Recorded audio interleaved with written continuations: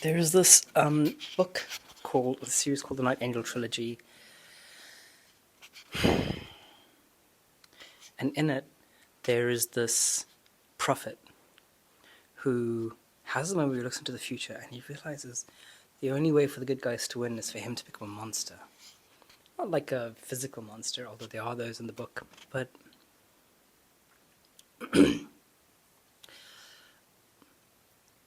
a monster in the sense he has to become a terrible person, like he has to become a king and then a dictator. And at some point in the book, he has sex with two underage girls that basically, like, he does it as an act of intimidation over another king. The reasons are not really important. I don't know why I need to get into the lore of it, but he sees this, he sees himself becoming this, and he sees that it's the only way for him to be at the right place at the right time to do the thing that needs to be done to save the world.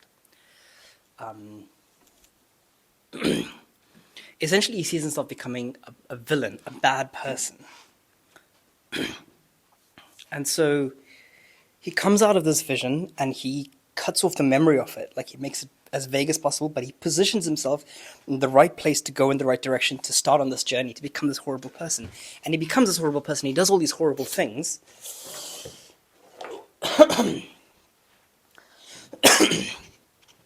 And at the final moment, he's in the right place and he gains his memory back, and it almost kills him.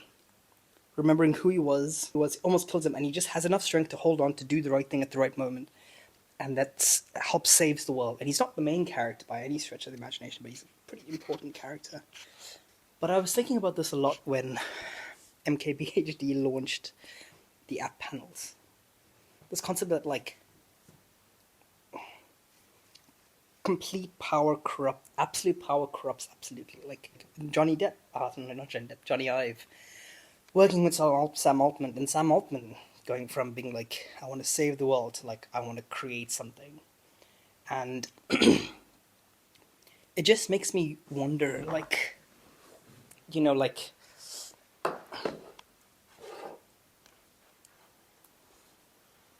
I think that absolute power probably does corrupt, and all of our heroes, like, especially with cancel culture, like, it's becoming more obvious and more apparent, but it's just that as you get older, as you disconnect from certain things, you kind of lose track of other things. And you gain further insight into one thing, you lose the other thing. Like,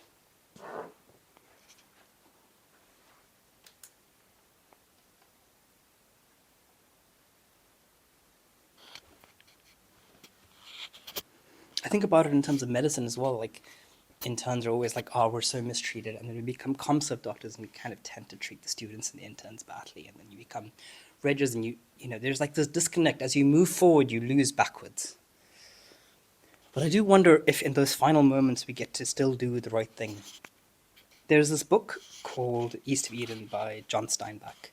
Basically, the whole story is premised around an idea of the word thistle. I could be mistaken, that could not be the word. But basically, it's when God is talking to Cable, and Cable has murdered Abel. And he's made Cain immortal, basically, plus or minus. And he says to Cain, I'm not Christian, by the way, just a heads up. Like, so if I'm getting some of this stuff wrong, please forgive me. And I read this book a couple of years ago, but this last scene has stuck with me. He says, if you... No, he says this word, you will overcome sin. It's like a command, or like a prophecy, like you will overcome sin. It's like quite hopeful in that sense. It can also be quite scary in that sense. You know? But there's another interpretation of the word, and the word is, it's Timshel, sorry. The word is Timshel. And Timshel can either mean you will, or thou will, because it's a Hebrew word, or thou may, as in you have a choice. And in this book, the character Adam starts off very idealistic, very intelligent, and I don't know, sort of very bright-eyed, and then sort of loses his way after he kind of falls in love with a psychopath who doesn't realize this psychopath has two kids. The psychopath runs away. He ends up in a very dark place in his life, and in some ways he sort of carries on, and then he tries something. He tries this thing with the refrigerators when it's first being developed, and he loses all of his money in it because of a bad set of coincidences leading to failing his money, and then his son loses his son because his son finds out that his mother is a psychopath, and now the head of a whorehouse, and the son is like this very Christian, very, he's stuck to his sense of like moral absolutism as a way to survive in a world where he didn't have a mother, and where he was confused, and where he had everything to be pure and good. And when he finds out it's not, he goes to war, he dies. Adam then gets a stroke. As a result of this, Adam is the main character that I'm talking about. Anyways, at the end of the book, Adam has a choice to make, just as he's about to die. A choice to forgive the son that's left for essentially killing the son that died. Because he told the son that he took his brother, basically. I don't know if any of this is making sense. He said, he took his brother and he said, look, this is who your mother is, because his brother had hurt him. He said, this is who your mother is, because he knew that would hurt his brother the most. And it actually did. It broke his brother. He led his brother to war, and his brother died in the war. And that's what hurt Adam, because Adam, after he lost his psychopathic wife, who he didn't know was psychopathic, only had his son, his kids, and it broke him.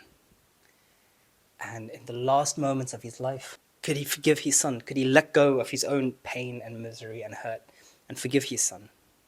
Could he, And it very much put it in the camp of Timshel, of like being thou may, because he could have just been quiet and died.